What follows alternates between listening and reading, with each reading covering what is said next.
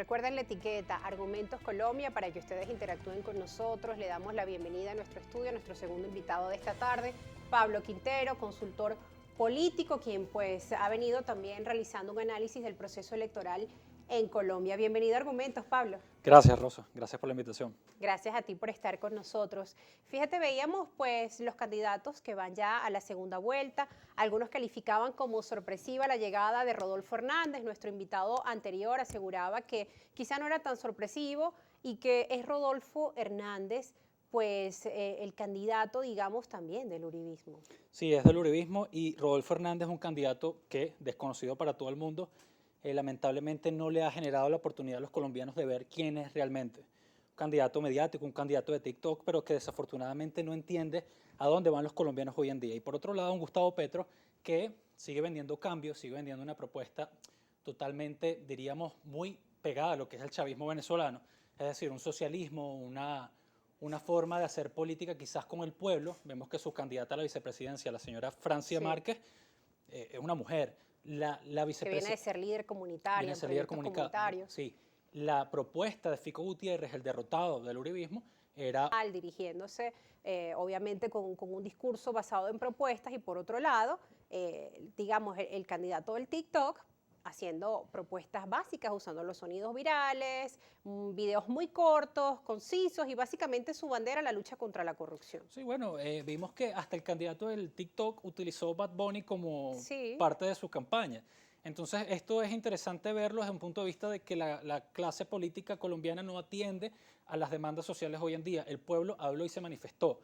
No quiere más al uribismo, quiere un cambio y está dispuesto a creer en una candidatura incierta y extraña con tal de pasar la página. Y también son capaces de votar por una persona que no presenta mayor cantidad de propuestas también solo por el voto antipetro también, eso también está presente. No queremos la izquierda, no queremos ser Venezuela, son parte también de las lecturas que damos a través de las redes sociales. Sí, porque Petro también forma parte del establishment. Petro no es un candidato nuevo, Petro Sí. no es un outsider, Petro, esta es la segunda vez que aspira a La tercera. la tercera que aspira a la presidencia de Colombia, gracias.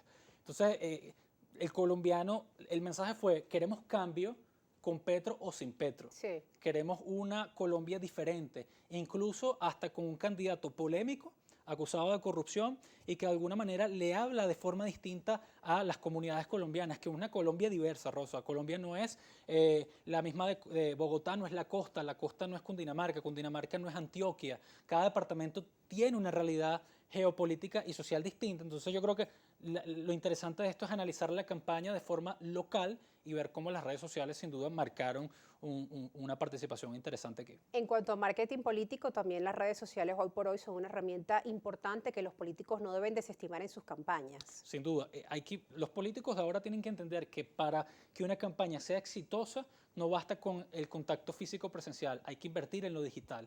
Y la digitalización de la política nace en entender a dónde están las audiencias, cómo se comunican los jóvenes, cuáles son esas aplicaciones que permiten viralizar un video, que fue lo que hizo mucho Rodolfo Hernández, viralizaba videos bailando, Sí. gesticulando, utilizando canciones que llaman trending, es decir, no es que el político se convierta en un tiktokero, pero sí es importante utilizar estas herramientas y medios de comunicación para llegarle a muchísima más cantidad de gente. Ya la política tradicional se dejó a un lado, las cosas cambiaron. Y no es primera vez que vemos el uso del TikTok en campañas presidenciales en Latinoamérica. Sobre todo en Latinoamérica, donde nos hemos dado cuenta que hay candidatos que pasan a balotaje producto de una campaña exitosa o una estrategia exitosa en el mundo digital. Entonces no se puede dejar a un lado y debe incorporarse porque ya estas son metodologías nuevas que tienen resultados prácticos. Y que además llegan muy bien a la población joven, sobre todo. Llegan muy bien a la población joven, que es el futuro votante. Es así. Vamos ahora a revisar algunos de los titulares en los medios de comunicación colombianos, puesto que ya empezaron también a publicar ciertas informaciones y noticias respecto a los candidatos que van a esta segunda vuelta. Vamos a iniciar de inmediato revisando el diario Semana, donde publica un artículo de denuncia contra Gustavo Petro, un anuncio que llega pues tras conocerse los resultados de esta primera vuelta. Lo vemos acá. Petro y Hernández pasan a segunda vuelta, así son sus propuestas. Bueno, este es un artículo de asuntos legales donde presentan las propuestas de ambos candidatos en cuanto al tema económico. Mientras que Petro tiene como prioridad romper la dependencia de la economía con el petróleo, como estábamos conversando hace un momento, Hernández apoya el fracking. Y acá están pues algunos de los anuncios que daban ambos candidatos en referencia al tema económico. Pasarán el 19 de junio a la segunda vuelta presidencial, después de que ninguno lograra en las votaciones de hoy el umbral necesario para quedarse con la presidencia. Es el titular de Asuntos Legales. El tema económico en Colombia. Hoy cualquiera de estos dos candidatos que asuma el país, pues debe enfrentar un país que quedó, digamos, con unos índices económicos en caída, ¿no? En medio de la pandemia, pues vimos también procesos de protestas sociales en el año 2019 muy fuertes en Colombia. Sí, bueno, la pandemia puso en jaque a muchos gobiernos de América Latina. Es muy difícil para un gobierno mantener su continuidad en una situación de emergencia global, donde tienes que atender asuntos de carácter económico, sociales, incluso hasta culturales, con el uso de la pandemia, medidas sanitarias muy restrictivas. Entonces, yo creo que, por supuesto, el tema económico debe estar sobre la mesa en la segunda vuelta. Ya vimos que la primera se centró mucho en lo político, pero la segunda vuelta promete. ¿Promete en qué sentido? El colombiano se va a dar cuenta de quién es el candidato capaz de cohesionar o de conseguir esas alianzas necesarias para gobernar una Colombia polarizada.